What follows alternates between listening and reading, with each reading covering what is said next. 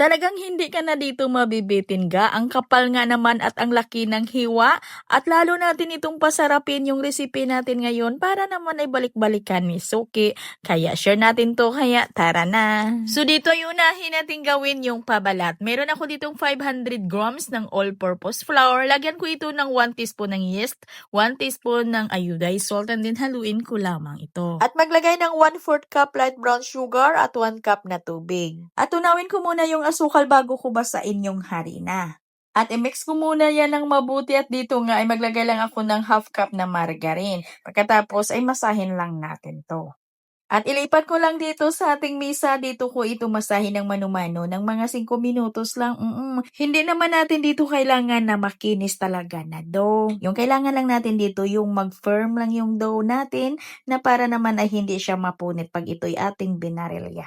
At dahil gagamit nga ako dito ng dalawang hulmahan na may sizes na 28 cm, kaya hatiin ko yung ating pabalat na ito o yung ating dough sa dalawang hati. At pagkatapos ay hatiin ko pa yan para naman sa pangtakip natin. Yung mga maliit na hati dito ay ito yung bilang pangtakip natin na pabalat. Pagkatapos ay i-rest muna natin ito ng mga 30 minutes.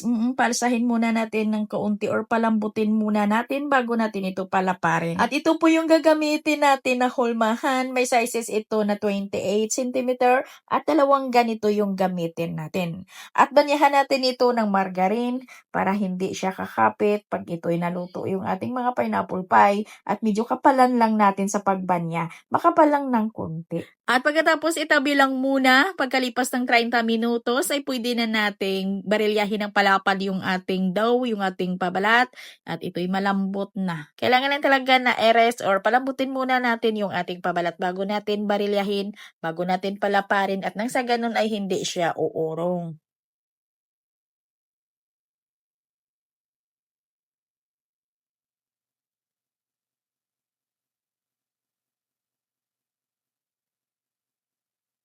At pagkatapos nito ay itabi lang muna natin to at yung bilang pangtakip natin na pabalat ay palaparin na muna natin to. Pagkatapos palaparin yung bilang pangtakip na pabalat ay lagyan lang ito ng harina at itupi lang natin. Magdas lang talaga ng harina para hindi ito didikit.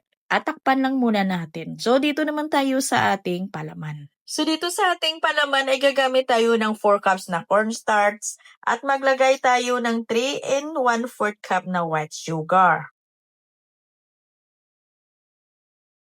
At maglagay ako dito ng konti lang talaga na asin, pang-balance lang ng tamis. At maglagay din tayo ng 4 cups na evaporated milk.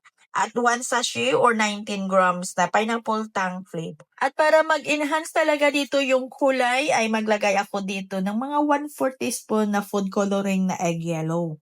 At haluin lang talaga natin ito ng mabuti para matunaw yung asukal at yung cornstarch at nang mag-well combine na din yung mga ingredients natin. At para sigurado tayo na wala na yung mga buo-buo na cornstarch, ay salain lang natin to. At iset aside lang muna natin ito. So dito sa ating kawali ay magpakulo tayo ng 5 cups na tubig. At pag ito'y kumulo na, ilagay na natin dito yung ating mixture at patuloy na itong haluin. Haluin lang talaga ito para hindi din tayo dito magkaroon ng tutong para din hindi masunog yung ilalim. Haluin lang talaga ng diretso hanggang sa ito'y lumapot. At maglagay ako dito ng 115 grams ng pineapple tidbits. At isinama ko na sa paglagay yung sabaw ng ating tidbits. At pag ganito na kalapot at kakinis ay okay na to. Bali, ilagay na natin dito sa ating mga hulmahan. Pero bago yan, ay butas-butasan ko muna yung pabalat natin gamit yung tinidor at basahin ko muna ito ng tubig. At nang sa ganun ay makuha yung hulo harina para sigurado tayong kakapit talaga dito yung palaman natin. At yung palaman natin ay hatiin lang natin dito sa dalawa.